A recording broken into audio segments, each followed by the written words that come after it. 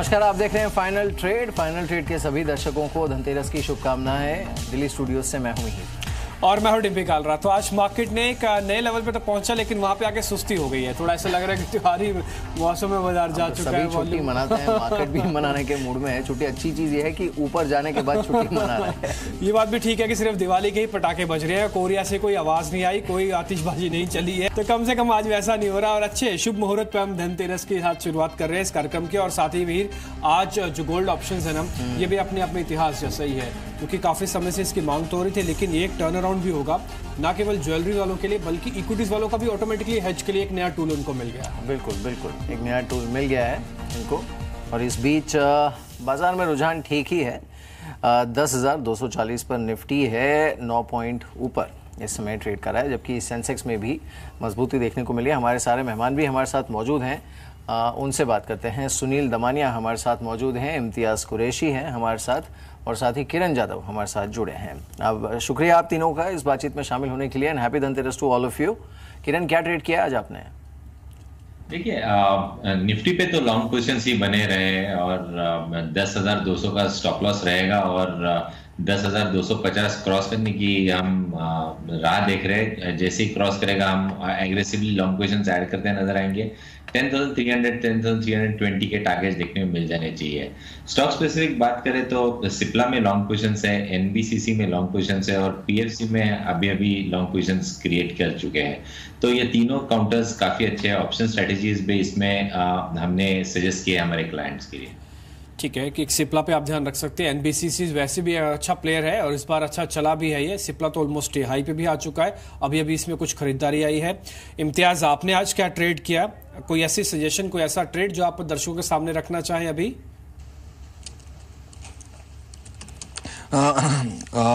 Very good afternoon. देखिए, मेरे ख्याल से मैंने 2 स्टॉक निकाले हैं आज के दिन के लिए। थोड़े से वो फ्रंटलाइन स्टॉक्स में भी है। फर्स्ट है कोल इंडिया, मेरे ख्याल से काफ़ी अच्छा यहाँ पे ब्रेकआउट आया है, अपर एंड ऑफ द चैनल का ब्रेकआउट दिया है।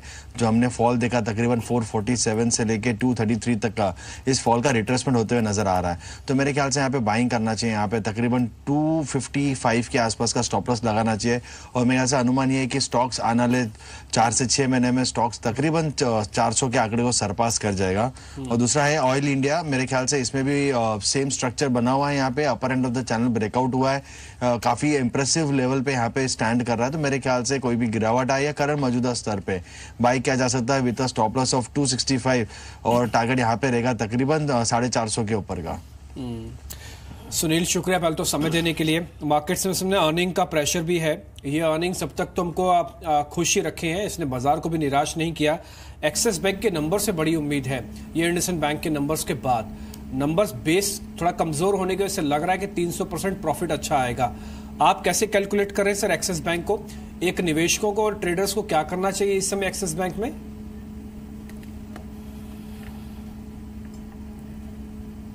धनतेरस की शुभकामनाएं आपको भी डिम्पी और सभी दर्शकों को भी। एक्सिस बैंक का अगर आपको याद हो तो जो पिछला तिमाही था सितंबर, वहाँ पे प्रोविज़न कुछ ज़्यादा की थी, तो उस वजह से अपने को ऑप्टिकली थोड़ा ज़्यादा इस बार नंबर काफ़ी अच्छे तक दिख सकते हैं। लेकिन इन terms of valuation, in terms of उसकी प्रोविजनिंग है, कहीं ना कहीं कंसर्न्स है। एक फियर भी था कि एक्सिस बैंक की जो सीएमडी चली जाएंगी, उन्होंने और एक प्रोसेस चालू किया था, वो भी अभी थम गया है। अभी एक स्टडी, एक लीडरशिप में काफ़ी हद तक एक क्लैरिटी आ गई कि शिखा शर्मा ही रहेगी। I think that's a very good positive point. तो in terms of valuation, 2 price का price to book near about 2 times, ये तो इतना कोई एक्सपेंसिव भी नहीं है। लेकिन मैं देखूंगा कि कंपनी प्रोविजनिंग क्या करी और इसकी जो एनपीए गाइडेंस आगे जाके क्या चलने वाली, उस पर मेरी नज़र रहेगी। इस लेवल पे मेरे ख्याल से मैं बना ही रहूँगा, कोई ना बाई करूँगा ना सेल करूँगा, अभी होल्ड की पोजीशन रखूँगा। ठीक है। एक शेयर थोड़ी देर पहले हमने दर्शकों के सामने साझा किया था, वो आज के सौदे के तौर पर था, वो था टोरेंट फार्मा। इस समय डे हाई पे है, करीब 2-2.5% ऊपर है। इम्तियाज, जरा बताएंगे, 2-2.5% ऊपर आया है। निवेशकों को जिन्होंने स्पेकुलेटिव ट्रेड भी किया होगा, शायद करीब 15 रुपये उनके हाथ में आ गए हैं। अभी क्या करना चाहिए? सौदे को कैरी करना चाहिए या फिर प्रॉफिट बुक करके बाहर आ जाए इससे? नहीं, बेशक ब्रेकआउट तो यहाँ पे नजर आ रहा है यहाँ पे, और स्ट्रक्चर काफी क्लियर है। ये थर्ड लेग ऑफ इसका टोरेंट फार्मा का बन रहा है यहाँ पे, जो कि स्टॉक्स को तकरीबन 1360 के ऊपर लेके जा सकता है। तो मेरे ख्याल से बने रहना चाहिए यहाँ पे, टारगेट ऊपर 1360 के प्लस के टारगेट अनुमान लेके चलना चाहिए। ठीक है, 1360 तक के टारगेट के साथ अनुमान रखना चाहिए यहाँ पे। इस बीच बाजार के दिग्गज मधुसूदन केला से भी आज हमने बातचीत की। उनसे हमने कैटेगोरिकली बाजार के बारे में पहले पूछा कि क्या बाजार इसी तरह से चलता रहेगा, तो उनका जवाब आप सुनिए क्या था। अभी तो ये एज पर एज ये इंडिया की स्टोरी है, मुझे लगता है कि अभी कम से कम 10-15 साल तो चलेगी, और ये जो बुल मार्केट स्टॉक मार्केट का है इतनी जल्दी खत्म नहीं होने वाला है। सो आई रिमेम्बर अपनी जब इंटरव्यू हुई थी, कुछ 8-10 हज़ार का निफ्टी था, और जब मैंने बोला था कि अभी तो ये 30,000 भी होगा, उस समय बड़ा आश्चर्य लगता था। But I am very happy and proud कि हम लोगों को ये दिख रहा था कि ये पॉसिबिलिटीज है, और आज 30,000 के ऊपर है अपन। न केवल मार्केट्स पे इस समय मधु केला बुलिश हैं, बल्कि उनके कुछ एक स्टॉक्स में जो हम आपको आगे चल के कार्यक्रम के अंदर बताएंगे कि किस पे वो ज्यादा फोकस्ड है इस समय। लेकिन फर्स्ट ग्लोबल के शंकर शर्मा से भी आज हमने बातचीत की। उनका तो ये कहना है कि अगली दिवाली तक बाजार में तेजी जारी रहेगी। इसके अलावा वो कहां पे बुलिश हैं, जरा आप सुनिए। नहीं, मेरा मानना है कि मार्केट्स अगले दिवाली तक भी स्ट्रांग रहेंगे, और ये एक स्ट्रक्चरल बुल मार्केट है, ना सिर्फ हिंदुस्तान में बल्कि सारी दुनिया में। अगर आप देखें तो सारे इक्विटी मार्केट्स बहुत अच्छा कर रहे हैं। यूएस के मार्केट्स कर रही है, यूरोपियन मार्केट्स कर रही हैं, इमर्जिंग मार्केट्स जो 2010 से लेके 2016 तक काफी तकलीफ में थी, क्योंकि कमोडिटी मार्केट्स पूरी तरह कोलैप्स हो गए थे, वो भी अगर आप देखें तो पिछले 1-1.25 साल में काफी स्ट्रांग रहे हैं। और मेरी ये उम्मीद है कि आगे भी इमर्जिंग मार्केट्स बहुत स्ट्रांग रहेंगे। और आपको मालूम है कि इंडिया इमर्जिंग मार्केट्स का एक बहुत अहम हिस्सा है, तो जिसमें ब्राजील, रशिया, इंडिया, चाइना, ये सारे जो मार्केट्स हैं, ये सारे मार्केट स्ट्रांग लग रहे हैं। चाइना की इकोनॉमी बड़ी अच्छी रिकवरी पाथ पे है। सो ओवरऑल इक्विटी का जो एक माहौल है सारी दुनिया में और इंडिया में बहुत ही स्ट्रांग है। तो मेरा ये मानना अगले दिवाली तक भी मार्केट बहुत ही स्ट्रांग रहेगा। ठीक है, मधु केला भी यही बात कह रहे हैं कि अगली दिवाली और बेहतर बनेगी। शंकर शर्मा भी यही बात कह रहे हैं। लेकिन बाजार को चलाएगा कौन? क्या रिलायंस इंडस्ट्रीज, जो अभी तक बाजार को चला रहा है? आइए शंकर शर्मा का व्यू इस पे भी सुनिए जरा। जी, मेरा मानना है कि रिलायंस की रैली सस्टेन होगी और स्टॉक भी अच्छा करेगा। बहुत लंबे बेयर मार्केट से ये स्टॉक निकला है। अगर आप देखें तो सारा बेयर मार्केट रिलायंस का पिछले मेरे ख्याल से 5-6 साल से चल रहा है, जब से कि वो KG-D6 बेसिन के गैस रिजर्व्स की बातें आने लगी थी कि भाई उतना नहीं है जितना सोचा जा रहा था।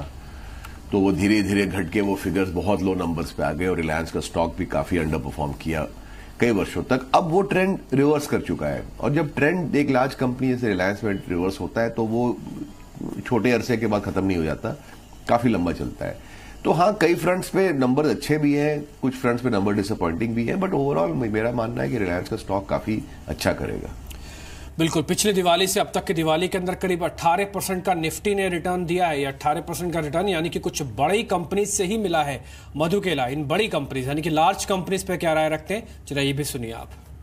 I am just saying for instance, जैसे आज स्टेट बैंक ऑफ इंडिया है, घबराहट बहुत है, पर ये शेयर 8 साल पहले जहां था उससे भी आधे दाम पे है। पूरा और स्पेक्ट्रम, जितनी अपने फाइनेंशियल सर्विसेज की बात करी, वो सब जगह स्टेट बैंक अवेलेबल है। अब कभी तो ये एनपीएल का प्रॉब्लम खत्म होगा ना, कि 1 क्वार्टर है कि 2 क्वार्टर है कि 3 क्वार्टर है, तो सबसे बड़ा देश का बैंक ये वैल्यूएशन पे कितने दिन तक रह सकता है? तो अगर आपके पास टाइम आपके पॉकेट में है, और अगर टाइम अवधि के हिसाब से अगर आप इन्वेस्ट करना चाहते हैं, तो आपको, मैं बोल रहा हूँ, मिड कैप और स्मॉल कैप की छोड़ो, इवन लार्ज कैप में बहुत भयंकर वैल्यू है फ्रॉम दैट पर्सपेक्टिव। इस बीच आपने ये तो व्यू सुना है कि मार्केट्स को लेकर क्या बुलिश व्यू में हमको मिल रहा है। लेकिन इस बीच एसीसी के नंबर्स भी आए। आज 3 बड़ी कंपनीज के नंबर आने थे। अभी एक्सिस बैंक और विप्रो के इंतजार है, लेकिन एसीसी ने जो नंबर उतारे वो ठीक है। ये मुनाफा अनुमान से बेहतर है, हमारा जो एक्सपेक्टेशन था उससे बेहतर है, और शेयर का रिएक्शन भी मिल रहा है, करीब 1.25% ऊपर है। भारी भरकम शेयर 1811 का लेवल, और न केवल मुनाफा बेहतर आया बल्कि इसकी कंसोलिडेटेड आय ये करीब 3000 करोड़ को इस बार पार कर गई है। ये ईयर और ईयर कंपेरिजन है जिसमें ग्रोथ हमको आती हुई दिखी है। एक और चीज जो है सीमेंट कंपनीज में नोटिस होती है वो इनकी वॉल्यूम ग्रोथ है। 17.5% की वॉल्यूम ग्रोथ एसीसी ने इस बार के नंबर्स के साथ पेश की है। तो वॉल्यूम ग्रोथ के फ्रंट पर भी नंबर्स बेहतर बताए जा रहे हैं। तो तीनों फ्रंट, एक तो प्रॉफिट, एक आय और एक वॉल्यूम ग्रोथ, इन फ्रंट पे तो कंपनीज के नंबर्स ठीक नजर आ रहे हैं और शेयर ऑलमोस्ट डे हाई पे भी है। सुनील, आप भी यही एक्सपेक्ट कर रहे थे एसीसी से?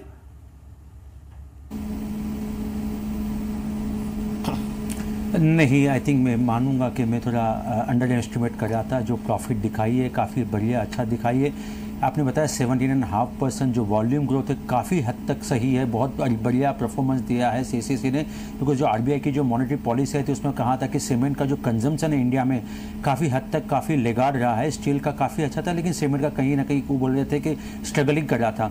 जो नंबर्स आए डेफिनेटली काफ़ी अच्छा है और stock definitely should do well, because एक मेरे ख्याल से पॉजिटिव सरप्राइज है। अगर यही ट्रेंड सभी सीमेंट में कंपनी में चलता रहा, I think we should look had a very good rally in the cement stocks. तो एसीसी ने काफ़ी अच्छी तक एक शुरुआत की है सीमेंट स्टॉक्स में। सीमेंट स्टॉक्स के नंबर्स बेहतर है, एसीसी ने उसकी पहली मोहर लगाई है। वॉल्यूम ग्रोथ 17.5% की अच्छी है। ये फंडामेंटल व्यू भी मिला, नंबर्स आपके सामने। अब जरा टेक्निकल व्यू भी ले लें। जरा इम्तियाज आप देखेंगे, अभी कोई अगर एसीसी में निवेश करना चाहता है या फिर पहले से ही निवेशित हो तो रेंज क्या है मार्केट के समय एसीसी की? देखिए डिम्पी, मेरे ख्याल से स्टॉक्स में गिरावट आई थी 1870 से लेकर तकरीबन 1580 तक।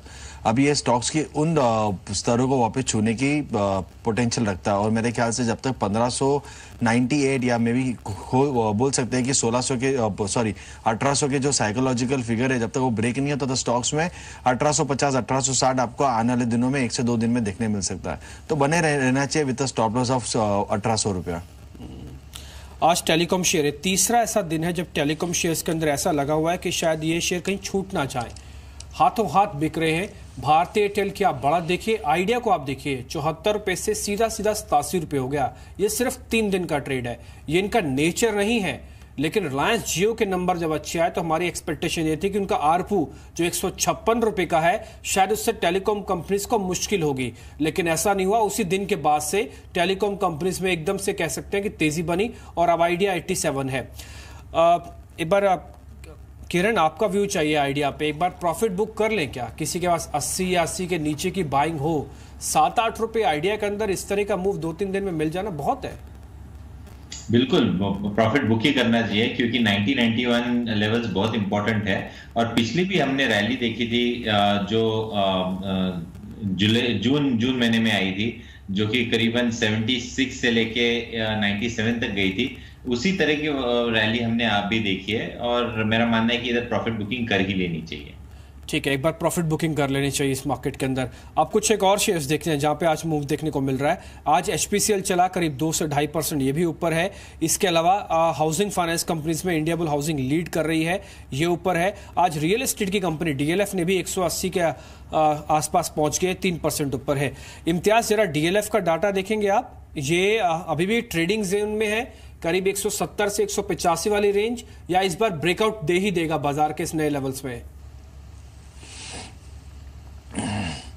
देखिए आज जो कैंडल फॉर्मेशन है that is positive candle formation with volume, और वॉल्यूम जो यहाँ पे आज बढ़ के आया तकरीबन लास्ट 6 से 7 दिन से ज़्यादा वॉल्यूम है। तो मेरे ख्याल से यहाँ से long position getting is buildup is very much clear. अब ये कहाँ तक जाएगा that is a very important question. मेरे ख्याल से 190 रुपये तक के हमको यहाँ पे मूव देखने मिलना चाहिए। तो मेरे ख्याल से up trend in intake and 190 target के लिए हमें वेट करना चाहिए। ठीक है, कुछ एक और सजेशन आप देना चाहेंगे किरण, आपकी तरफ से कोई और कॉल्स इस समय मार्केट के अंदर आपको समझ में आ रही हो तो? देखिए कैश मार्केट में डीबीएल है जहां पे एक बहुत अच्छी मूव देखने को मिल रही है, अच्छे खासे वॉल्यूम्स के साथ स्टॉक चल रहा है, तो इधर एक बाय करके चलना चाहिए। जहां पे अभी स्टॉप लॉस 770 के रहेंगे और टारगेट्स के लिए हम एक्सपेक्ट कर सकते हैं 815 816 के लेवल्स कल सवेरे तक। तो एक अच्छा खासा अपमूव इस स्टॉक में देखने को मिल जाना चाहिए। ठीक है, आज कुछ जो शेयर्स चल रहे हैं ना कैश सेगमेंट में, उसमें वक्रांगी भी है, करीब 6-6.5% ऊपर है। श्री इंफ्रा के अंदर 5.5% तक की मजबूती। अतुल लिमिटेड करीब 5% ऊपर है। एक बॉम्बे बर्मा भी है, देखते ही देखते 1100-1200 का शेयर 1600 हो गया है। ये वाडिया ग्रुप में बॉम्बे बर्मा काफी पैसा दे चुका है, पहले बॉम्बे डाइन ने दिया, अब बॉम्बे बर्मा दे चुका है। सुनील, आपका सुझाव क्या है शेयर पे?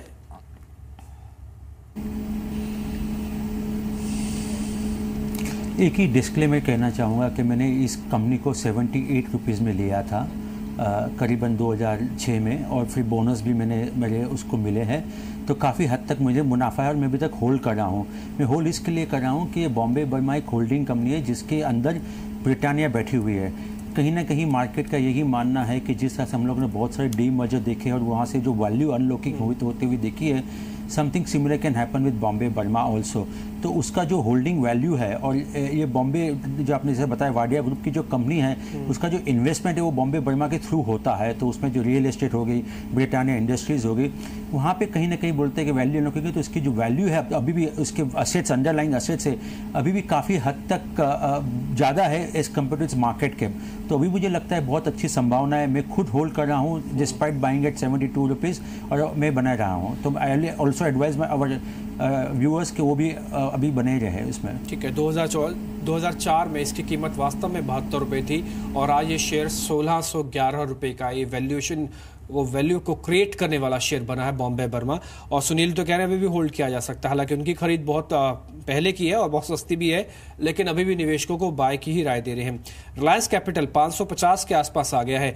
इम्तियाज, ये शेयर पहले अच्छा चला, जब से होम फाइनेंस अलग हुआ था ना, शेयर पिट रहा था, अब थोड़ा स्टेबल जोन में आ चुका है, अब रिएक्शन देता है हर पॉजिटिव खबर पे, आज भी 3% ऊपर है।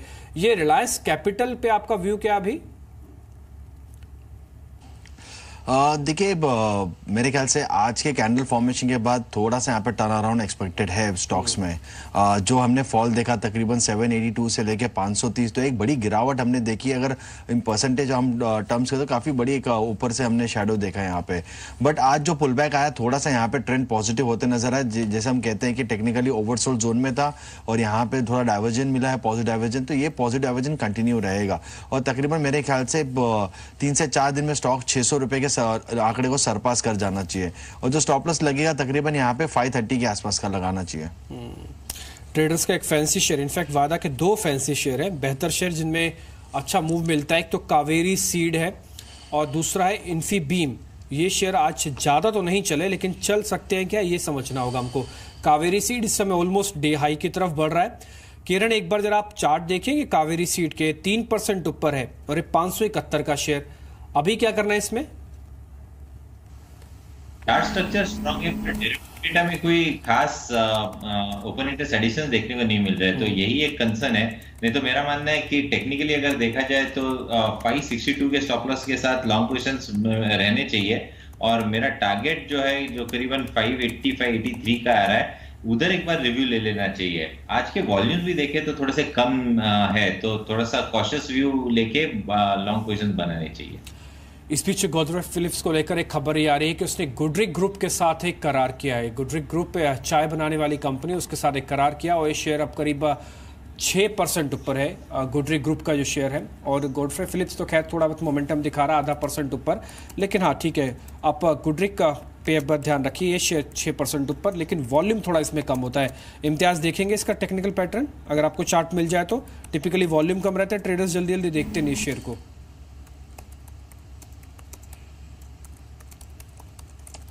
देखिए, जल्दी अब इसमें तो ट्रैक करना थोड़ा सा मुश्किल है, बट एक थोड़ा सा मुश्किल है यहाँ पे, बिकॉज कभी ट्रैक नहीं किया, डिप नहीं देना थोड़ा मुश्किल है। ठीक है, चार्ट ड्रॉ होते नहीं है जल्दी जल्दी इसके, खैर कोई बात नहीं। लेकिन अब आपसे कुछ और शेयर्स भी पूछ लेंगे। ये एनबीसीसी, किरण थोड़ी देर पहले आप राय दे रहे थे, सिप्ला पे आपने राय दी थी, एनबीसीसी भी आपकी लिस्ट में था, 4.5% तो ऊपर आ ही चुका है, अभी होल्ड करें क्या? होल्ड करके चलना चाहिए, और मुझे लगता है इधर से काफी अच्छी अपसाइड देखने को मिल जानी चाहिए। 3 दिन पहले भी इधर एक अच्छे प्राइस और वॉल्यूम एक्शन देखने को मिला था, उसके बाद 2 दिनों के कंसोलिडेशन के बाद आज वापस एक अप मूव देखने को मिल रही है। मुझे लगता है कि इस सीरीज में काफी अच्छी अपसाइड देखने को मिल जानी चाहिए। इधर एक डेरिवेटिव स्ट्रेटेजी भी कर सकते हैं। मेरा मानना है कि एनबीसीसी में करंट लेवल्स पे बाय करके चलना चाहिए। 247 का स्टॉप लॉस रहेगा और टारगेट्स के लिए 260 265 के लेवल्स कल या परसों तक मिल जानी चाहिए। प्रीमियम देखना थोड़ा सा मुश्किल है अभी, पर मुझे लगता है कि 250 के कॉल ऑप्शन इस महीने के अगर लेते हैं और 260 के कॉल ऑप्शन बेचते हैं। एक शेयर देखिए बजाज इलेक्ट्रिकल, ये करीब 90% ऊपर है एक साल के अंदर। 1 साल के अंदर करीब करीब इसने पैसा डबल कर दिया निवेशकों का। और एक खपत वाला शेयर था, ये जनवरी 2017 के अंदर ये 250 रुपए से नीचे का शेयर अभी 412 का है। सुनील, ये वैल्यूएशन पे जस्टिफाइड है बजाज इलेक्ट्रिकल? क्योंकि जब भी न्यूज कंजम्पशन की आती है शेयर का नाम सबसे पहले बोला जाता है, लेकिन 1 साल में अगर 100% शेयर चल जाए तो वैल्यूएशन पे भी क्वेश्चन मार्क खड़े होते हैं। जस्टिफाइड है वैल्यूएशन सर?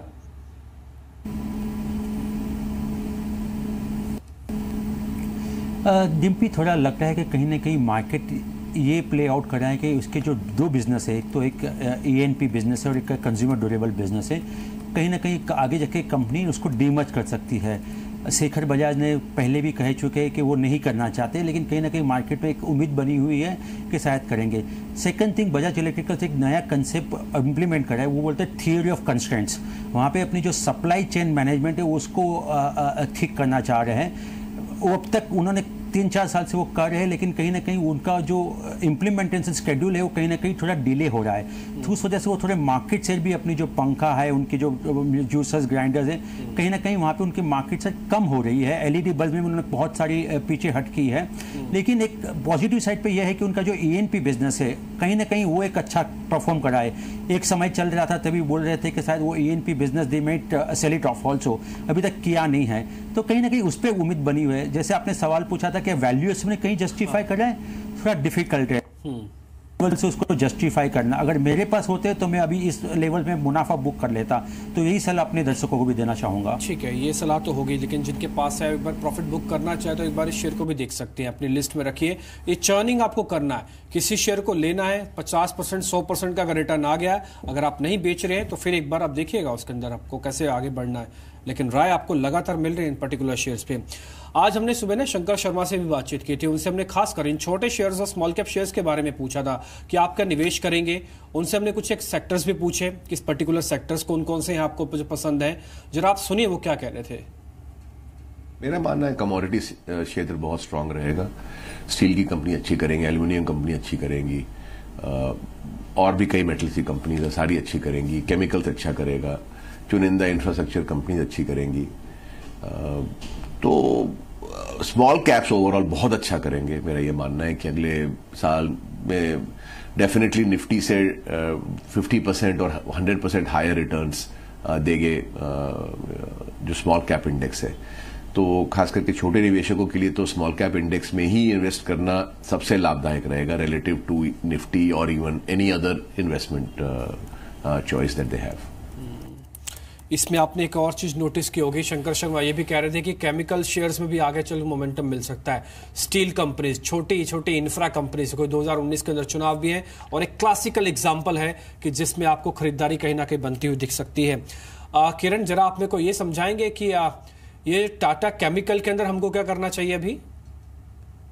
टाटा केमिकल ये भी एक काउंटर है जहां पे अच्छी खासी तेजी बनती नजर आ रही थी। आज सवेरे भी हमने रिकमेंड किया था ये स्टॉक।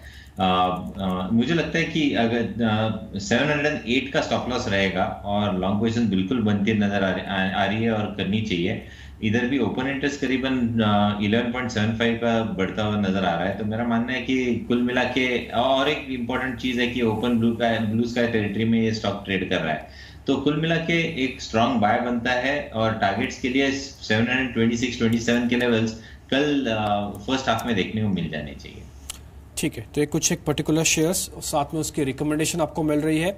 अब जरा आगे बढ़े, अब कुछ ये भी देख लेते हैं आज के लूजर्स कौन कौन से हैं। अब तक हम ज्यादातर गेनर्स की या फिर बढ़ने वाले शेयर्स की बात कर रहे थे।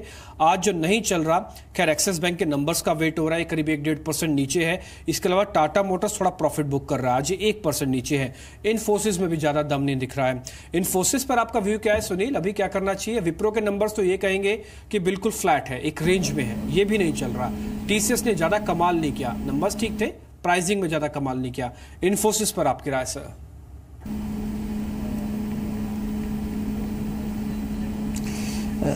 डिम्पी, कहीं ना कहीं एक जो बाईबैक की जो भी प्रोसेस चालू हुई है, एक कंपनी को होल्ड किए हुए है, लेकिन जो मेन चीज़ है एज ए फंडामेंटल हम लोग जब देखते हैं तो इसके जो नए CMD, जो नए MD है वो कौन आएंगे।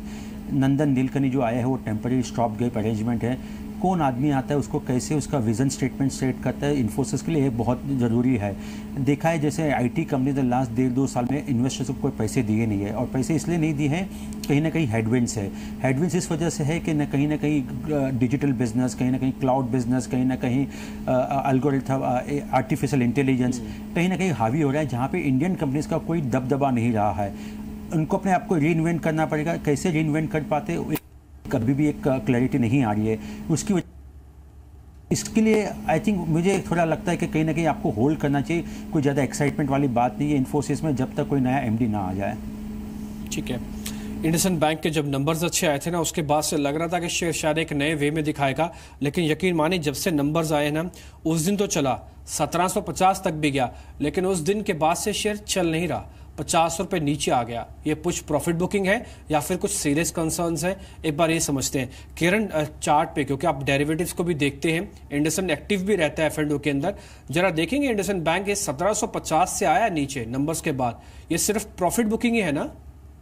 हाँ बिल्कुल, प्रॉफिट बुकिंग है और थोड़ी सी बेसिकली डिस्ट्रीब्यूशन देखने को मिल रही है। ज्यादा वरी करने की बात नहीं है। वर्स्ट के सिनेरियो में और एक थोड़ी सी डाउनसाइड देखने को मिल सकती है, पर वो उन लेवल्स पे बाय करने की सलाह होगी। वर्स्ट के सिनेरियो में 1680 के लेवल देखने को मिल सकते हैं, जहां पे मैं बाय करने की सलाह दूंगा। वापस एक बार एक पुल बैक देखने को मिल जाना चाहिए। ठीक है, लेकिन आइडिया की जो बढ़त है वो ना बिल्कुल नहीं रुक रही है। आइडिया को लगातार आइडिया मिल रहा है तेजी का, और अभी 90 रुपए का स्तर आ चुका है। 73 रुपए से सीधा 90 रुपए आइडिया का शेयर, अब डे हाई 8.5%। ये आपको बहुत रेयर मिलता होगा आइडिया के शेयर के अंदर इस तरह का मूव, लेकिन आप देखिए ना कोई एक्सपायरी है, ना ही कोई वैसा कोई बड़ा ट्रिगर है, लेकिन जब से आप रिलायंस इंडस्ट्रीज के नंबर्स आए हैं उसके बाद से ही हमने देखा है कि जो टेलीकॉम कंपनीज है लगातार तेजी बनाए हुए हैं। एक खबर बीच में भारतीय एयरटेल को लेकर भी थी कि उन्होंने करार किया है, उसके बाद वो आगे बढ़ना चाहते हैं। इंफ्राटेल को लेकर कुछ बातचीत चल रही है, टावर कारोबार वो बेचना चाहते हैं। KKR कंसोर्शियम जो है वो आगे बढ़ रहा है इनके टावर बिजनेस को खरीदने के लिए। तो कुछ एक न्यूज फ्लो है, लेकिन ऐसी कोई कॉन्क्रीट न्यूज नहीं थी कि जिस इस बेसिस पर टर्न अराउंड दिखे, लेकिन प्राइसिंग ऐसे दिख रही है। ये 90 रुपए, ये एक ही दिन में आज 8% की मजबूती फिर से टेलीकॉम में आई है। खैर आगे बढ़ते, जरा कुछ एक और सेगमेंट देखिए मार्केट के। एक है doctor Reddy's, last quarter to this quarter, अब इसके नंबर फिर से आएंगे और शायद हो सकता है पिछली बार के क्वार्टर से ज्यादा बेहतर रहे। सुनील, आपकी रिकमेंडेशन चाहिए। फार्मा में ना थोड़ा कन्विक्शन हमने गेन कर लिया, थोड़ा कॉन्फिडेंस हमने गेन कर लिया, अब नंबर से थोड़ा इनका लिटमस टेस्ट होगा। ये डॉक्टर रेड्डीज ठीक है क्या? नंबर के लिहाज से मैं प्लस करना चाहता हूं इसको।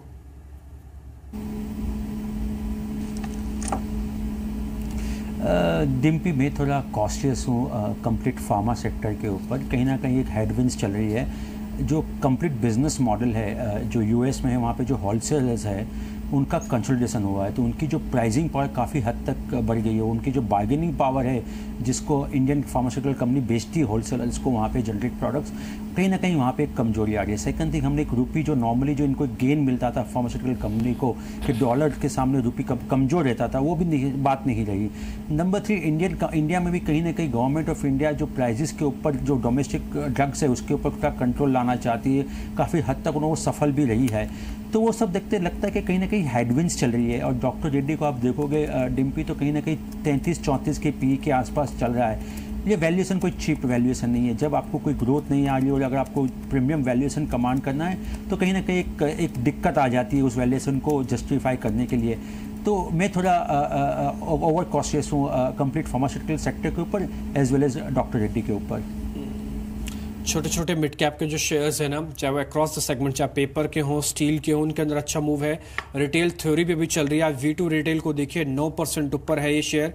साथ में जो एक छोटी स्टील कंपनी वीजा स्टील, जिसके बारे में शंकर शर्मा भी आपको बता रहे थे कि छोटी स्टील कंपनी से आपको थोड़ा फोकस रखना है, खासकर रिटेलर्स को, आज वो करीब 9% ऊपर है।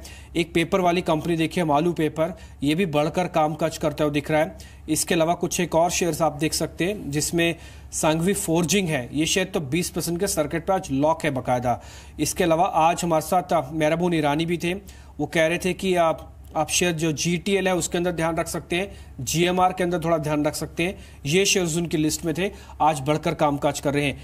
TCI एक्सप्रेस, ये लॉजिस्टिक के शेयर्स में भी दम भरा है इस बार के त्योहारी सीजन के अंदर, और ऑलमोस्ट डे हाई पे इस समय 5 से 5.5% तक की बढ़त है। तो ये तो खैर कुछ बाजार का मोमेंटम था, लेकिन आगे का मोमेंटम कैसे रह सकता है मार्केट के अंदर, ये मार्केट के मास्टर्स ही आपको बताने वाले हैं। तो शुरू करें मार्केट मास्टर्स।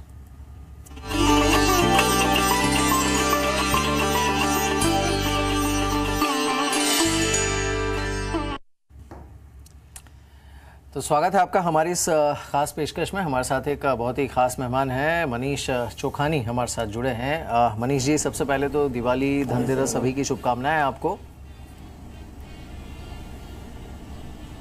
आपको और आपके सब दर्शकों को भी मेरी जी। Thank you so much for joining us sir. तो कैसी लग रही है दिवाली? थोड़ा दिवाली के पहले सिनारियो ग्लूमी सा था और ऐसा लग रहा था कि शायद थोड़ा स्लो डाउन देखने को मिलेगा, GST impact, demonetisation, but it seems that things have picked up. Right. Meher, I would just differentiate in the real economy और share market. I think दोनों अलग पड़ाव में चल रहे हैं कि market normally runs ahead discounting the news, and in some sense ये market में ये understanding था कि GST से या demonetization से real economy में slowdown होगा, और ये होली अनएक्सपेक्टेड नहीं है कि स्लो डाउन आया है, और ये ऑल्सो अनएक्सपेक्टेड नहीं है कि जो साल को गिना जाए वो 11 या 11.5 महीने गिने जाएंगे इस साल। देयरफॉर जो अर्निंग्स इस वक्त रिजल्ट आएंगे may not be so spectacular, but मेरा ऐसा मानना है कि people will take this as की the bottom of the market in terms of earnings, क्योंकि यहाँ से जो स्ट्रक्चरल चेंजेस दिखने मिलेंगे अगले एक साल में, जो ये जीएसटी के बेनिफिट आएंगे, डीमोनेटाइजेशन के आने से जो extra 3-1 lakh crore banking system में आया है, इससे जो हम कहते हैं velocity of economy is going to increase substantially, क्योंकि ये shift from unorganised to organised sector होगा और ये अर्निंग्स में दिखेगा ज़रूर। तो अगले 12 महीनों का अर्निंग आउटलुक काफ़ी मजबूत है। दूसरी संभावना ये है कि जो आज तक कैपेसिटी यूटिलाइजेशन करीब 70-75% पे चल रहा है अपने देश में, जब वो थोड़ा बढ़ के 85-90% के तरफ आता है, तब ऑपरेटिंग लिवरेज का बेनिफिट कंपनियों में दिखता है कि जो इंक्रीमेंटल सेल है वो एकदम उसके जो मार्जिन है वो सीधे बॉटम लाइन की तरफ आते हैं, और उस पीरियड में लोग फिर कैपेसिटी एक्सपेंशन का भी सोचते हैं। तो आज जो हमें देखने मिल रहा है कि खाली जो कंज्यूमर फेसिंग टाइप सेक्टर है या सीमेंट है या थोड़े ऑटोमोबाइल है, उनमें एक्सपेंशन है या इन्वेस्टमेंट डिमांड है, बट काफ़ी बड़े क्षेत्र हैं जिन्होंने इन्वेस्टमेंट डिमांड अब तक वापस नहीं आया। तो ये भी आने की संभावना है, क्योंकि पिछले 12 महीनों में आपने देखा होगा कि स्टील के शेयरों में या एल्यूमिनियम में या non ferrous other metal zinc and copper में भी काफ़ी तेज़ी आई। सो ये साइकिल भी रिवाइव होना चाहिए, और जैसे कि गवर्नमेंट की एक्सपेंडिचर बढ़ रही है रेलवे में, अर्बन इंफ्रास्ट्रक्चर में, रोड्स में, डिफेंस में, उसका भी एक्सपेंडिचर का बेनिफिट मिले। तो जो पहला इंजन था कंजम्पशन, सेकंड इंजन हो जाए होपफुली अपना इन्वेस्टमेंट, और जो तीसरा इंजन हम कहते हैं कि एक्सपोर्ट का है, जो कि अब दिखने आ रहा है कि वर्ल्ड इकोनॉमी में भी थोड़ी रिकवरी है, यूएस कह रहा है कि हम इंटरेस्ट रेट बढ़ाएंगे, तो hopefully export basket also starts producing.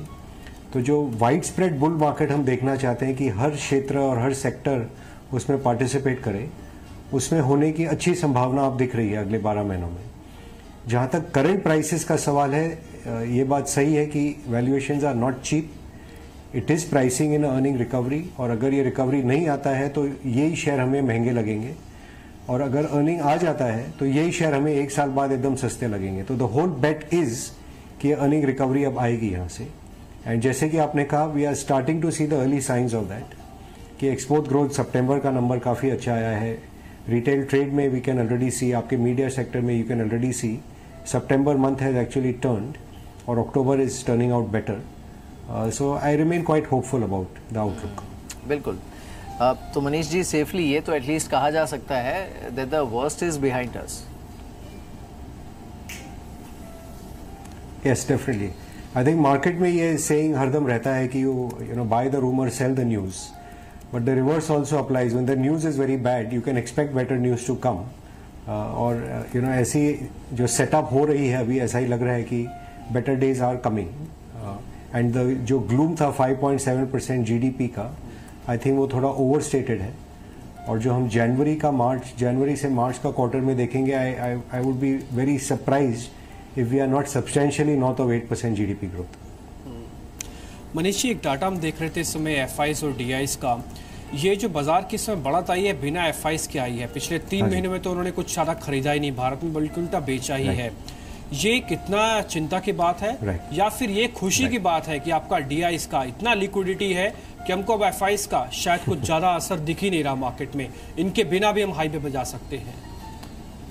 से हमें 25 साल से इंतज़ार था कि हमारे देश के लोग भी पैसा कमाएं और मार्केट में, एंड ऐसा हुआ है पिछले साल में कि 20 से 30% एवरेज में कोई भी अगर आप फंड में अगर पैसा लगाए होते तो you would have made money. And जहाँ की एफआईआई का सवाल है, I would break it again into 3 components कि जो लॉन्ग टर्म सब्सटैंशियल मनी है वो एफडीआई से आता है, जो कि ऑलमोस्ट $50 बिलियन का वो रन रेट है। The second big source of equity money has been private equity, जो कि इस साल रिकॉर्ड ईयर है। ऑलमोस्ट $20 बिलियन इक्विटी में प्राइवेट इक्विटीज इंडस्ट्री से आएगी। तीसरा एक बड़ा कंपोनेंट फॉरेनर्स का है जो डेट मार्केट में आते हैं इंडिया में, विच अगेन वहाँ पे कैप हिट हो गए हैं जो reserve bank does not allow them to buy more, क्योंकि उन्हें लग रहा है कि करेंसी स्टेबल है और इंटरेस्ट रेट काफ़ी ऊंचा है इंडिया में, तो वहाँ काफ़ी पैसा आया है। और जहाँ तक एफआईआई का सवाल है, जो कि $2 ट्रिलियन पे करीब 25% होल्डिंग है उनकी इंडिया में, तो $500 बिलियन का एग्रीगेट उनका होल्डिंग है, उसमें करीब $11 बिलियन का नेट इन्फ्लो है इस साल में, जो कि 15 होके 11 हुआ है, क्योंकि उन्होंने प्रॉफिट बुकिंग की है कि ये उन्हें भी लग रहा था कि इकोनॉमी में थोड़ा स्लो डाउन होगा जीएसटी के वजह से, तो एक बार थोड़े चिप्स उठा के हम वापस आ जाएंगे दिसंबर में, जनवरी में। So again I would expect कि ये जो पैसा गया है, a lot of it you will see coming back with a big bang as the new year unfolds. So for Indian investors जो ये 5-1 हज़ार करोड़ हर महीने सिप में डाल रहे हैं सिस्टमैटिक इन्वेस्टमेंट प्लान में, और जो नए इशू आ रहे हैं जिनमें लोग पार्टिसिपेट कर पा रहे हैं, this is creating conditions for actually a more robust economy or a more robust market. So again, like I said, I remain quite optimistic. बिल्कुल मनीष जी, एक चीज़ ये भी है, हमने जो देखा, इनफैक्ट पिछले हफ्ते भी हमारा एक मिनिस्ट्रियल कॉन्क्लेव था जिसमें हमारी मोदी सरकार के भी कई मिनिस्टर्स से बातचीत हुई। It seems that there is this realization कि डिमोनेटाइजेशन और जीएसटी दोनों काफ़ी डिसरप्टिव थे, and that's why the course correction needs to be done. वो हुआ भी है टू सम एक्सटेंट, हमने जीएसटी के स्लैब्स में भी काफ़ी बदलाव देखा है। सो do you now expect some more policy measures from the government, चाहे वो बजट में आए या फिर उससे पहले आए, जो कि फर्दर बूस्ट कर सके इकोनॉमी को या फिर इस रिवाइवल को जिसकी हम बात कर रहे हैं?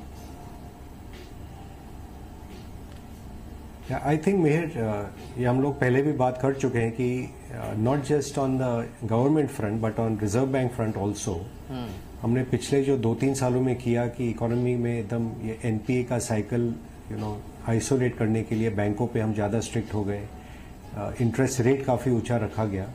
ये सब आपको लॉन्ग टर्म स्ट्रक्चरल फ़ायदा ज़रूर मिलने वाला है इससे, बट जो मीडियम टर्म हमारा अफेक्ट हो गया, क्योंकि बाकी दुनिया में पैसा 1-2% पे अवेलेबल था और इंडिया पे हमने इसे एकदम महंगा कर दिया।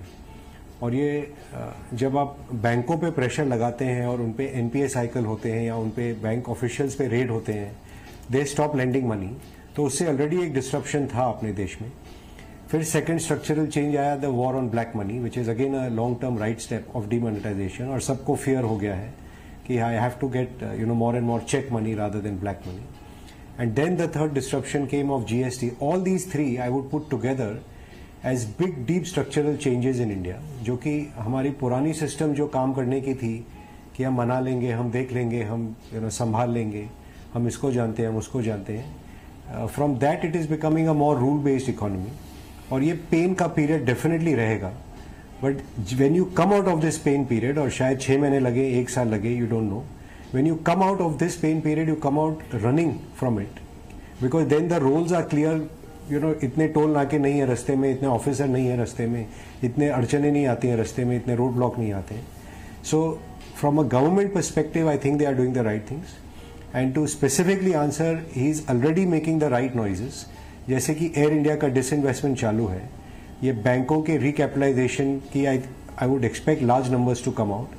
7-8 और कंपनियां लिस्ट में डाली गई हैं डिसइन्वेस्टमेंट के लिए, actually privatization even beyond disinvestment, कि जैसे मोदी जी हर बार कहते हैं कि we have no business to be in business, तो अगर गवर्नमेंट बिजनेस चलाते रहेगा तो अल्टीमेटली काफ़ी नुकसान होता है इन सब कंपनियों में, and better to let the private people come in and increase efficiency. I would start seeing these kinds of moves. Also जो चौथा मुद्दा डिस्कस नहीं होता है मार्केट में, जो ये पूरा जन धन योजना एंड भीम का और आधार का है, ये जो सब्सिडीज को भी ट्रांसपेरेंट किए गए हैं, इससे भी जो पैसा डायरेक्ट कंज्यूमर के हाथ में पहुंच रहा है, इससे भी आपको along with this then you take GST being the trader, you take the war on black money and you take the change in interest rate जो कि इस बजट में ऑलरेडी प्री अनाउंस्ड है. ये जब आप सारा एक पिक्चर एक साथ में देख पाएंगे तो ये फिल्म की कहानी एकदम एक्साइटिंग लग रही है मुझे कि we are may be at the interval stage but the climax is certainly coming out and looking very interesting. लेकिन मनीष जी फिर इसी सवाल से अगर मैं क्यों लूं, जैसे आपने कहा भी कि इस समय पूरा जो इक्वेशन है that is balancing on the earnings revival, लेकिन ये सारी चीज़ें अगर होनी है एंड ग्रीन शूट्स तो अर्निंग्स रिवाइवल के दिख ही रहे हैं कुछ एक पॉकेट्स में, अगर ये सब when we collate all this together तो देन सडनली अगर इस दिवाली से नेक्स्ट दिवाली तक का व्यू ले हम, मे बी हो सकता है मार्केट इतना तेज मोमेंटम ना दिखाए जितना पिछले एक साल में दिखाया है, but it may not really be very expensive also even at these levels. It will that's what I said in the beginning कि आई डोंट थिंक आज अगर मैं काफ़ी शहरों को देखता हूँ 30-40 45 मल्टीपल लगते हैं. If the earnings do come and again just to give you some quick number here कि आज हमारा प्रॉफिट टू जीडीपी रेशियो आज 3% से नीचे आ गया है. ये 2007 के टॉप पे it had cross 7% of GDP. So I don't expect कि 7% का प्रॉफिट शेयर होगा इकोनॉमी में क्योंकि काफ़ी एफिशिएंसी आई है, कंपटीशन आया है. बट अगर मैं 3 को 5 भी करता हूं that means almost a 50-60% jump in profit is the normal level for which profit should be there in India. अगर ये नॉर्मलाइजेशन भी हुआ तो आपके यहाँ से you almost get a 15-20% CAGR in earning growth, और 3 साल में भी अगर ये 50% ग्रोथ आ गया in earnings, I think you look very very comfortable. दूसरी जो चीज़ इसमें हो रही है इज जो अंडरलाइंग रिटर्न ऑन इक्विटी घटा हुआ था because of low capacity utilization, वो भी जैसे कैपेसिटी यूटिलाइजेशन बढ़ेगी actually that margin will start coming to bottom line, और रिटर्न ऑन इक्विटी इंडिया का भी बेटर लगने लगेगा. And when you take return on equity at a high number of 18 to 20 और इंटरेस्ट रेट इंडिया में घटने ही हैं, I think we all believe that, और the reciprocal of low interest rate is high P multiple. तो ये जो दृश्य बन रहा है is looking actually for a very robust market going ahead. Manish ji एक चीज और है, आप जैसे लेट भी me also put the caveat having said that market आज के दिन इज नॉट चीप और there is lot of paper supply from new issues also from disinvestment. So it could be we go range bound for 3 to 6 months. ये market 9,500, 10,500 या 9,200, 10,200 जो भी band आप गिने उसमें थोड़ा टाइम निकाले तो it will be better for the market. But यहाँ से जब आपका अगला उछाल दिखेगा I think you will straight see almost close to 12,000 or thereabouts, and I don't want to be held to numbers over here, but that is the potential of where we are heading over the next 12 months. Manish ji अगर अगली दिवाली तक ही देखें market को तो बाजार के पास triggers किस चीज पे ज्यादा फोकस होगा? ये अर्निंग्स पे ज्यादा ध्यान रखेगा, ये सरकार की इस रिफॉर्म की प्रोसेस में कितनी स्पीड आई है उसको देखेगा, ये जीएसटी के इम्प्लीमेंटेशन में और कितनी सरलता आई है उसको देखेगा, ये किस चीज को देख के आगे बढ़ेगा? आपने सवाल ऐसा पूछा है कि जब a lady sees a boy or a boy sees a lady, do you look at the eyes, do you look at the muscles, what do you look at? The whole picture has to look appealing, whether it's a boy or a girl, and the same thing applies to a market. कि earnings is a prerequisite कि unless earnings दिखना चालू होए, क्योंकि December quarter में you would have had a base effect of demonetization starting to creep in. And January to March you would have seen the full worst effect of demonetization hitting, and March to June you would have started seeing the effect of GST when we talk of the following year. तो ये अगले 3 quarter में base effect आपका इतना कम है कि you should start seeing earning revival. And जो हम बेनिफिट बात कर रहे हैं the shift from unorganized to organized sector that should start becoming visible. And if this is supplemented by government action and a lowering of interest rates which is very possible, it creates a very very robust picture for the markets. I hope वो आपका सवाल का जवाब मिला आपको. बिल्कुल. मनीष जी, इसमें और एक चीज़ ये भी है कि अनफॉर्चुनेट एक होता है जब पूरी इकोनॉमी में बहुत वाइब्रेंसी होती है, it's flushed with credit, it's flushed with liquidity, और उसमें हम अक्रॉस द सेक्टर मोमेंटम देखते हैं जैसा हमने प्री 2008 में देखा था।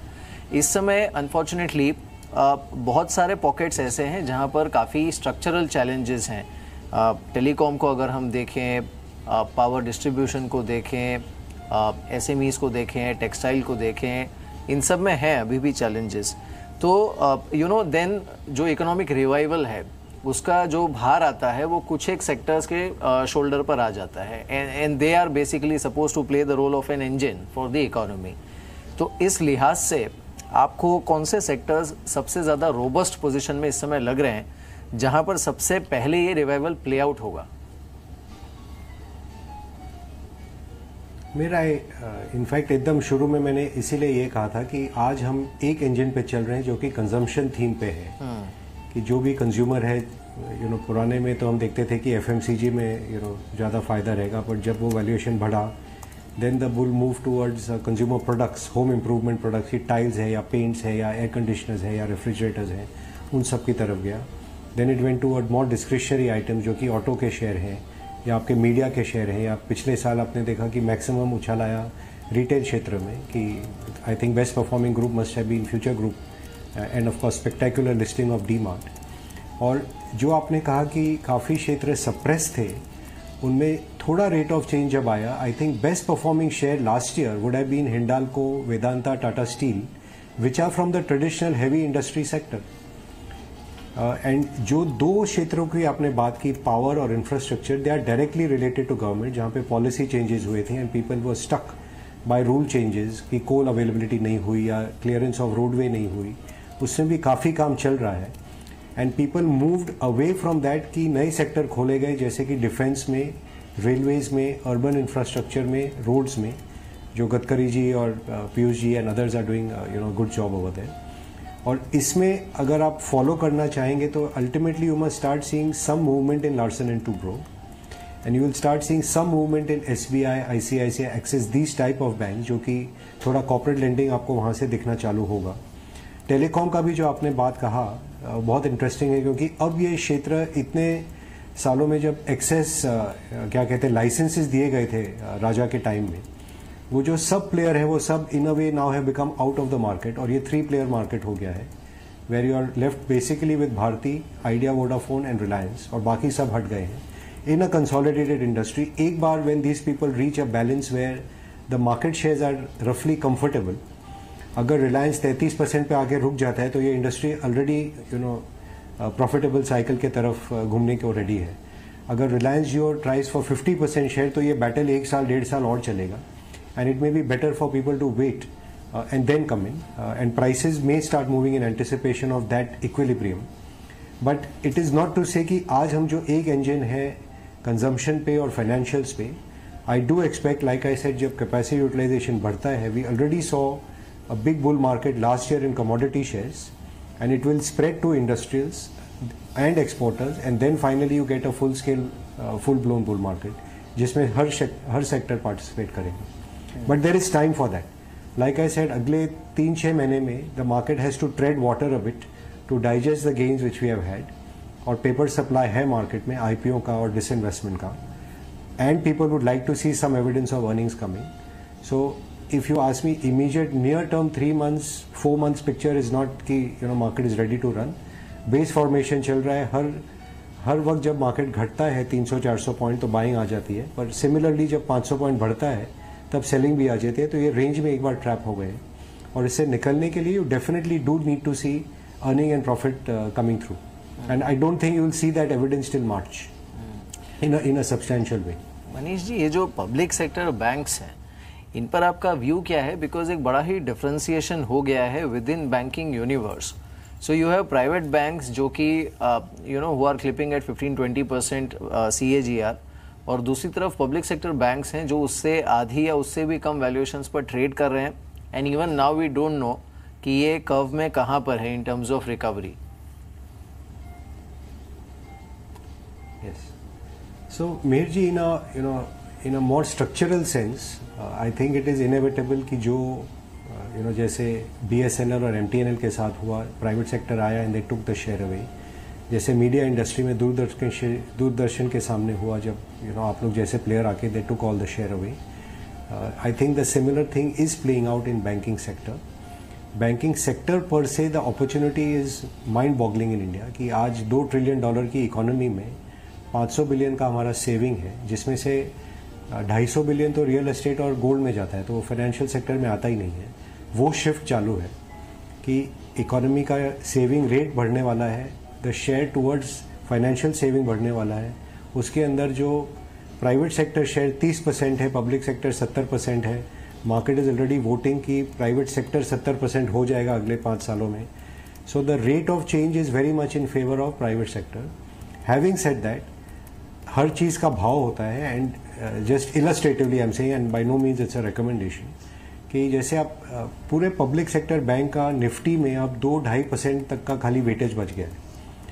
NBFCs का शेयर ऑलमोस्ट 10% हो गया है and private sector bank including HDFC and the others, उनका शेयर करीब 24-25% हो गया है. I would not rule out significant appreciation in state bank for example, कि उनका रिकैपिटलाइजेशन हो गया है विद QIP. उनके जो इंश्योरेंस की सब्सिडरी थी वो लिस्ट हो गई थी और उनके जो बाकी सब्सिडरीज हैं उनमें काफ़ी वैल्यू है. और ये NPA cycle already is looking like coming close to the end. So you should get some movement in some of the better run PSU banks. But long run, of course, you have to be structurally as a long-term investor in the private hands. Plus financial space में opportunities have multiplied.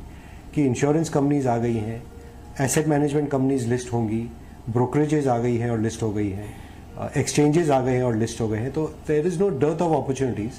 And of course NBFCs I didn't even mention. So इतना opportunity है इस space में कि आज ये करीब 35% index का weightage इसमें हो गया है. And it's a sector which everyone must have by truckloads in their portfolio, and I think the story will still continue to unfold from here. And the PSU का जो आपने पैक कहा, I think there will be definitely a trading bounce over there, and there could be good gains, but you have to be very very selective in that. I hope that answers. Manish ji, एक और चीज़ मैं जानना चाहता हूँ आपसे. हम बार बार ये उम्मीद करते हैं RBI से कि वो कुछ एक इंटरेस्ट रेट काटेगा. इंडस्ट्री की मांग भी है, कितना इफेक्ट होगा इकॉनमी पे थोड़ा अभी जो इंडस्ट्री के वेटरन्स हैं वो बता रहे हैं कि ज़रूरत तो है. आपको लगता है कि इस फाइनेंशियल ईयर के क्लोजिंग या फिर इस कैलेंडर ईयर के क्लोजिंग में हम कुछ इंटरेस्ट रेट कट भी देखेंगे? See, I've had a very opposing view about interest rates in India कि while we are doing the right thing as per the textbooks, जो कि हम सब पढ़ के बड़े हुए हैं पिछले 30-40 सालों में, जो भी बुक्स पढ़ते थे was इन्फ्लेशन आएगा, इंटरेस्ट रेट बढ़ाओ. द रियलिटी इज इंडिया में one side we are saying कि capacity utilisation is low and there is no manufacturing goods inflation taking place in India. जो इन्फ्लेशन हो रहा है it is coming from agriculture, it is coming from imported petroleum prices. आप interest rate को 20% भी कर देंगे तो ये इन्फ्लेशन इंटरेस्ट रेट से नहीं घटने वाला है. Other side we are seeing there is no demand for credit, investment नहीं पिकअप हो रहा है and saving continues to flood into the banks and they don't have money, they don't have avenues to lend the money. If the normal principles of demand supply were allowed to operate, interest rate should have fallen precipitously. It should have fallen another maybe 200 basis points, क्योंकि बाकी दुनिया में अगर कोई 2% 3% पे रुपया बोरो कर रहा है, इंडिया में कौन सा इंडस्ट्रियलिस्ट है जो जाके 8% 10% पे रुपया लेगा? अगर आप घर भी खरीदते हैं, housing loan we are appreciating कि आज 8% पे हाउसिंग लोन मिलता है and with the affordable housing scheme शायद 2% कम में मिल जाए आपको, but it is still not a rate which the rest of the world is paying. And if indeed our country is suffering from capacity, we cannot be working on a basis कि 2% हमको real rate of return देना है हमारे सेवर्स को और 5% हमको rate रखना है for nominal inflation and therefore interest rate will stay at 7. I think there is time for people to relook because it's a competitive world. जब करेंसी फ्लोट हो सकती है, why is the interest rate not floating? And other side, जब foreigners try to put money into India in the debt market, we put a cap कि 15 billion से या 18 billion से ज़्यादा पैसा नहीं आना चाहिए डेट मार्केट में. इट इज शोइंग यू कि हमने क्लोज बॉक्स सिस्टम बना रखा है and we are running it in a very textbook manner. And it's my small humble view, I am by no means a central banker, but between RBI and ministry of finance की इनका जो architecture है, I don't think the picture is clear in India. And the way China has taken advantage of the world, I think India has missed the trick in the last 3 or 4 years. Like we keep saying that GST में disruption हुआ, but I say the disruption started with the whole cleanup of the banking system and keeping high interest rates and almost forcing banks to stop lending with the way their balance sheets were made. तो ये काफ़ी restructuring की ज़रूरत है, but her operation हर वक्त करना ज़रूरी नहीं है. You could do it at the right time also. So between the politics and the textbook, what will win? I can't answer. I can only hope that wisdom prevails and rates do go much lower in India. बिल्कुल. चलिए मनीष जी, बहुत बहुत शुक्रिया हमारे साथ इस बातचीत में शामिल होने के लिए, और एक बार फिर से आपको और आपके परिवार को दिवाली की शुभकामनाएं, और उम्मीद यही करते हैं कि अगले साल दिवाली में जब मुलाकात होगी तो यहाँ से सारी चीज़ें और बेहतर होगी और बड़ी दिवाली हम मनाएंगे. बेहतर ही होगा और बेहतर ही होगा जरूर. Thank you so much. Diwali की शुभकामनाएं आपको भी सर.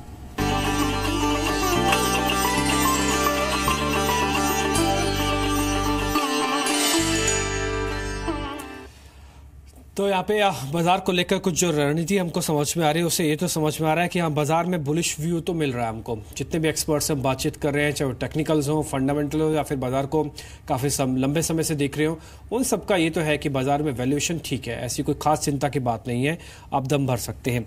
खैर 10,200 के ऊपर है निफ्टी. एक बार जल्दी से देख लेते हैं आज बाजार में. मार्केट की ब्रेथ ये कह रही है कि थोड़ा स्लाइटली 50-50 वाली सिचुएशन है. आज जो चले उसमें कुछ फार्मा कंपनीज ऊपर है. आज सिप्ला के अंदर करीब 4-4.5% की मजबूती.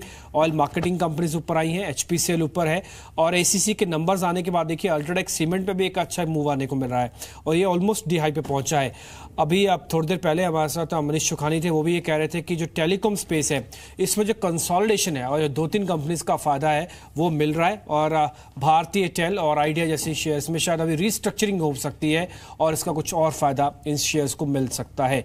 NTPC, M&M, हीरो मोटोकॉर्प, ये कुछ एक और शेयर्स जो आज बढ़कर कामकाज कर रहे हैं. जरा निफ्टी के और मिड कैप गेनर्स भी आप दिखाइए जरा. मिड कैप गेनर्स के अंदर आप देखेंगे कि जो स्ट्रेंथ है वो आपको क्लियरली दिख रही होगी. पेट्रोनेट LNG के अंदर, पावर फाइनेंस कॉर्पोरेशन के अंदर, वक्रांगी चल रहा है आज, दीवान हाउसिंग के अंदर मूव है, और इसके अलावा इंडिया बुल्स रियल एस्टेट ये शेयर है कुछ 3 से 3.5% ऊपर है.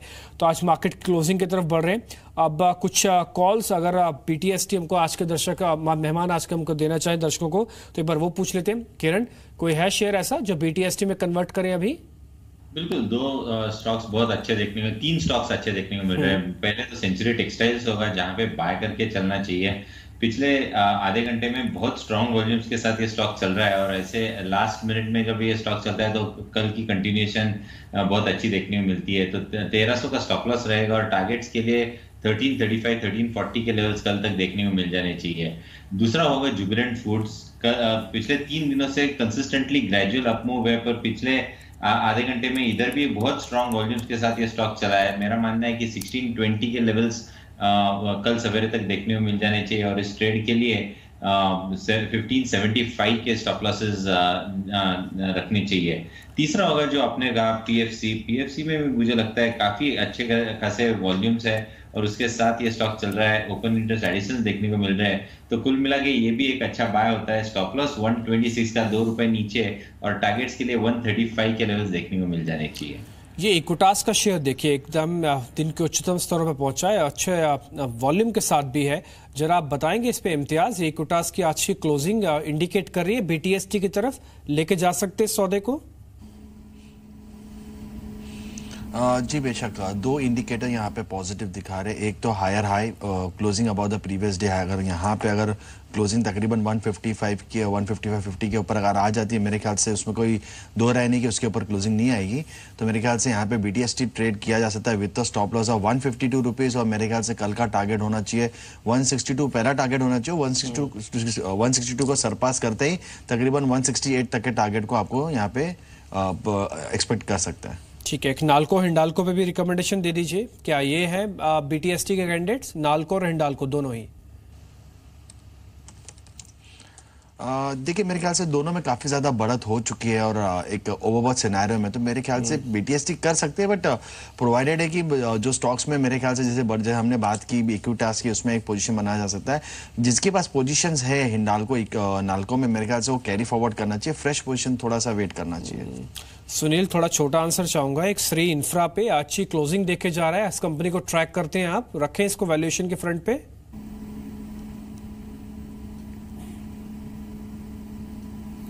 आई थिंक यस, कहीं ना कहीं रखनी चाहिए, बिकॉज उसकी जो प्राइस टू बुक वैल्यू अभी भी काफ़ी हद तक रिजनेबल है। जिस तरह से बाकी एनबीएफसीज ने जो कैपिटल एप्रिसिएशन दिया हुआ है, इसलिए has not given that kind of capital despite has moved up, तो कहीं ना कहीं स्कोप बन रहा है वहीं पे, तो मेरे ख्याल से उसको बने रहना चाहिए। एक ही डिस्क्लोजर करना चाहूँगा, मेरे खुद के पर्सनल पोर्टफोलियो में भी है। ठीक है, अब मार्केट में सिर्फ 2 मिनट का समय है। आज फिर से मार्केट एक अच्छी क्लोजिंग देके जा रहा है, कम से कम प्रॉफिट बुकिंग नहीं कर रहा, ये भी अच्छी बात है बाजार के अंदर। हर रोज तो खैर नई लेवल्स नहीं मिलेंगे, लेकिन बाजार का बढ़त, बाद में कंसोलिडेशन, उसका फिर बढ़त, ये एक अच्छा पैटर्न ड्रॉ किया है मार्केट ने, जो कि 9800 के बाद से काफी कन्विक्शन दिखा के चला है बाजार। आज के जो हीरो साबित हुए वो एनबीसीसी है, 4.5% चला। अब ये शेयर जो है ना आपको एबनॉर्मल मूव देता है, ये 1.5% नहीं है, अब एक 5, 8, 10% की मूव देने लगा है, इसलिए शेयर को जरूर ध्यान रखिएगा। बीईएमएल ये करीब 2.5% ऊपर बंद हो रहा है। आइडिया सोलर के अंदर 8% की मजबूती आज हमको एक ही दिन में बनती हुई देखिए। आज के जो हीरो और साबित हुए उसमें सांघी फॉर्जिंग है, ये सर्किट पे लॉस क्लोज कर रहा है अपने आप को। अडवाणी होटल्स है, करीब 18% ऊपर है। सीमैक का शेयर भी आज करीब सर्किट पे ही लॉक करने की तैयारी करता हुआ दिख रहा है। आज के जो जीरो जो आज नहीं चले उसमें रैली गियर है, ये अच्छा मूव दिखाता है, स्विंग देता है 5-7.5% का। आज बाजार में डाउन स्विंग की तरफ था, 5% नीचे। वेल्सपन इंडिया टूट गया, 4% नीचे। डीसीबी के नंबर अच्छे नहीं आए थे, सुबह से कमजोर था, कमजोरी और बढ़ गई, लास्ट में जाते जाते करीब 3.5% ऊपर है। और कोलगेट के भी वॉल्यूम ग्रोथ नहीं मिली है इसको, बल्कि डी ग्रोथ मिली है, उसकी वजह से भी कोलगेट आज प्रेशर में फिर से बना हुआ है। और एक कल भी अंतिम बाजी के अंदर इसके नंबर्स आए, तो उसके बाद से आज किसी तरह की कोई रिकवरी इसके अंदर हमको नहीं आती। देखिए बजाज ऑटो के नंबर्स का बिल्कुल एक रेंज में थे, इसलिए मार्केट में प्राइसिंग भी बिल्कुल रेंज में मिला। लेकिन सोम डिस्टिलरी, आईसीआईसीआई लोम्बार्ड, प्रकाश इंडस्ट्रीज, ये कुछ एक शेयर थे जो आज आपको चलते हुए दिखे नंबर्स के बेसिस पर। आज तेल गैस शेयरों में भी उछाल था, एचपीसीएल, बीपीसीएल और आईओसी ऑयल मार्केटिंग कंपनीज के अंदर मूव था। और कुछ पेट्रो बेस्ड कंपनी जैसे कि चेन्नई पेट्रो, ये भी अच्छी क्लोजिंग देके जा रहा है। टोरेंट ग्रुप के दोनों ही शेयर चले, टोरेंट फार्मा, टोरेंट पावर 3.5% ऊपर है। सिप्ला अच्छी क्लोजिंग देके जा रहा है 4% की, डे हाई पे ऑलमोस्ट। और यूनाइटेड स्पिरिट्स लिकर कंपनीज के अंदर अच्छा मूव है, इस फेस्टिवल सीजन के अंदर रेडिको खदान का दिन था, आज यूनाइटेड स्पिरिट्स भी अच्छा चला है। इसके अलावा गोवा कार्बन 5% ऊपर गया, ये गुजरात एल्कलीज भी 4% की बढ़त के साथ ट्रेड देते हुए दिखे हैं। तो आज मिड कैप स्मॉल कैप के अंदर अच्छी बढ़त है। बाजार की अच्छी क्लोजिंग एक किस्म से कहा जा सकता है कि बिल्कुल फ्लैट रही, ना ही प्रॉफिट बुकिंग हुई, ना ही बाजार ने इंडेक्स में कुछ खास जोड़ा। सेक्टर के हिसाब से, कुछ स्टॉक्स के हिसाब से चर्निंग आज मार्केट के अंदर दिन भर हमको आते हुए दिखी है। कुछ फार्मा कंपनीज ने अपने कन्विक्शन को बढ़ाया, लेकिन आईटी के अंदर आज ज़्यादा दम नहीं भरने को आते हुए दिखा। ऑटोस के अंदर थोड़ा बहुत मूव हमको आते हुए दिखा है। तो निफ्टी के अंदर आज करीब 7 अंकों के आसपास की बढ़त है। इस पे क्लोजिंग पे आपके रिकमेंडेशन, किरण, आपको क्लोजिंग कैसे दिखी है?